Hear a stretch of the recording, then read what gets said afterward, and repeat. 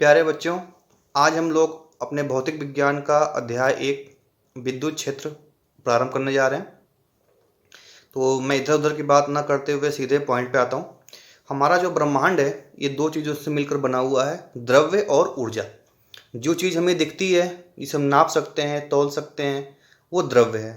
और जो हमें नहीं दिखाई देती वो क्या है? ऊर्जा। हम खाना खाते हैं, हमको ऊर्जा मिलती है। हम काम करते हैं, ऊर्जा खत्म हो जाती है। तो ऊर्जा को जो है हम देख नहीं पाते हैं। इसके बाद से हमारा इस चैप्टर का जो हमारा सबसे पहला पॉइंट है वो है विद्युत आवेश। आवेश क्या होता है? किसी भी द्रव्य का वह गुण जो विद्युत या चुंबकीय क्षेत्र उत्पन्न करता है उसी को विद्युत आवेश कहा जाता है। सामान्य भाषा में आप लोगों ने देखा होगा, जब हम कभी कंघी को अपने बालों से रगड़ते हैं या गुब्बारे को बालों से रगड़ते हैं, या ठंड के मौसम में जब कभी हम कंबल हम ओढ़ते हैं, तो कई बार जो है उसमें आवेश उत्पन्न हो जाता है। ये हमने अपने दैनिक जीवन में जो है अनुभव किया होगा। तो आवेश जो होता है, कोई भी आवेश, वो या तो विद्युत क्षेत्र उत्पन्न करता है या चुंबकीय क्षेत्र उत्पन्न करता है। कैसे करता है इसके बारे में हम लोग आगे डिस्कस करेंगे। तो आवेशों के प्रकार, आवेश क्या होते हैं? आवेश मुख्यतः क्या है? किसी भी पदार्थ पर, किसी भी द्रव्य पर इलेक्ट्रॉनों की कमी या इलेक्ट्रॉनों की अधिकता, इसी को आवेश कहा जाता है। इलेक्ट्रॉन की कमी या इलेक्ट्रॉनों की अधिकता। जैसे मान लीजिए हम दो पदार्थों को आपस में रगड़ते हैं, तो जब हम दो पदार्थों को जब रगड़ते हैं आपस में, तो इलेक्ट्रॉन जो होते हैं वो एक पदार्थ से दूसरे पदार्थ पे चले जाते हैं। जिससे इलेक्ट्रॉन निकलते हैं उसमें इलेक्ट्रॉन की कमी आ जाती है, तो हम उसे कहते हैं कि वो धन आवेशित है। और जिस पे इलेक्ट्रॉन जाते हैं उस पे इलेक्ट्रॉनों की अधिकता हो जाती है, जिसे ऋण आवेश कहते हैं। जैसे सबसे लास्ट में आप देखिए, जैसे सोडियम का परमाणु क्रमांक 11 है, उसके आखिरी कक्षा में 1 इलेक्ट्रॉन होता है, और क्लोरीन के आखिरी कक्षा में 7 इलेक्ट्रॉन है।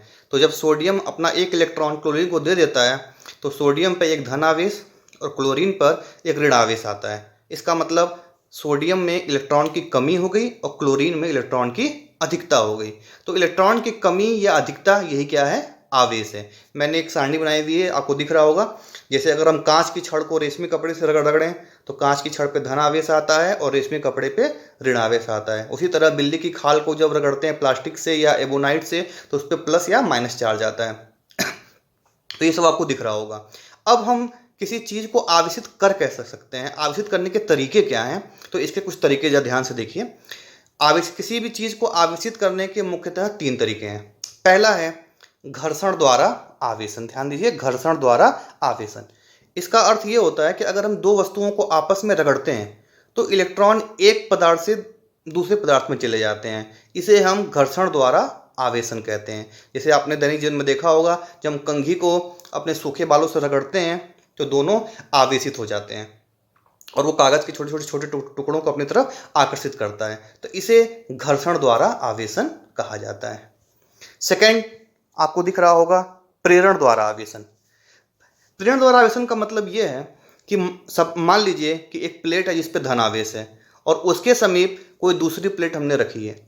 तो पहले प्लेट का जो धन आवेश होता है वो दूसरी प्लेट के इलेक्ट्रॉनों को अपनी तरफ आकर्षित करता है, जिसकी वजह से दूसरी प्लेट पर एक तरफ ऋण आवेश और दूसरी तरफ धन आवेश अपने आप ही इकट्ठा हो जाता है। तो यहाँ जो ध्यान देने वाली बात है कि हमने दोनों प्लेटों को आपस में स्पर्श नहीं कराया है। तो बिना स्पर्श कराए जो है, जब एक पदार्थ के कारण दूसरा पदार्थ आवेशित हो जाता है, तो इस घटना को प्रेरण द्वारा आवेशन कहा जाता है। इसके बारे में हम बहुत ज़्यादा चैप्टर नंबर 4 में पढ़ेंगे, संधारित्र में। तीसरा लास्ट जो तरीका है वो है चालन या स्पर्श द्वारा आवेशन। तो इसमें क्या होता है कि मान लीजिए कि एक वस्तु है, उस पर धन आवेश है, और दूसरी वस्तु है उस पर कोई आवेश नहीं है, कोई भी आवेश नहीं है। अब अगर हम दूसरी वस्तु को पहले वस्तु से स्पर्श कराएं तो आवेश पहले वस्तु से दूसरे वस्तु में जाने लगता है। जैसे चित्र में आपको यहाँ दिख रहा होगा कि एक धनावेशित चालक है और दूसरा अनावेशित चालक है, लेकिन जब हमने स्पर्श कराया तो दोनों पे धन आवेश आ गया। यहाँ पे मैं एक बात आप लोगों को स्पष्ट करना चाहता हूँ कि ऐसा नहीं है कि हम जब दो चालक को स्पर्श कराएंगे तो दोनों पे आवेश जो है वो बराबर जाएगा। अगर दोनों चालक एक समान हैं, एक ही पदार्थ के हैं, एक ही आकार के हैं, तब तो दोनों में आवेश बराबर जाएगा। लेकिन अगर दोनों आवेश एक पदार्थ के नहीं है, अलग अलग हैं, उनका आकार अलग अलग है, तो उस कंडीशन में आवेश की मात्रा दोनों पर बराबर नहीं होगी, भले हमने उनको स्पर्श कराया। लेकिन यहाँ कहने का मतलब इतना है कि जब हम किसी आवेशी चालक को अनावेशी चालक से स्पर्श कराते हैं तो आवेशी चालक से इलेक्ट्रॉन जो होते हैं, इलेक्ट्रॉन दूसरे चालक में चले जाते हैं, जिससे दोनों चालक आवेशित हो जाते हैं।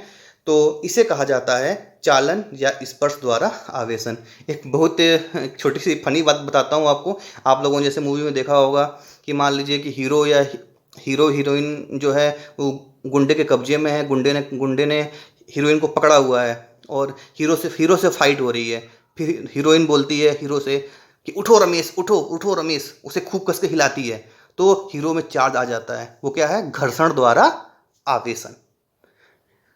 मान लीजिए कि हीरोइन जो है गुंडे के कब्जे में है, दूर खड़ी है उससे, तो हीरो से दूर खड़ी है, तो वो दूर से चिल्लाती है उठो रमेश उठो, तो उससे हीरो में प्रेरणा आ जाती है और वो क्या होता है? आवेशित हो जाता है। तो जब बिना स्पर्श किए उसके अंदर आवेश आ गया तो क्या हो गया? प्रेरणा द्वारा आवेशन। अगर उसे स्पर्श करके बोलती है कि उड़ जाओ तो ये होता है स्पर्श द्वारा आवेशन। तो ये आपको मैंने आवेश का बेसिक कॉन्सेप्ट बताया। ये आपकी किताब में है बट ये आपके एग्जाम में नहीं आएगा। अब जो मैं नेक्स्ट टॉपिक बता रहा हूँ वो आपके एग्जाम में आएगा, उसको ध्यान से सुनिए, वो अब आपके लिए बहुत ज़्यादा इंपॉर्टेंट है।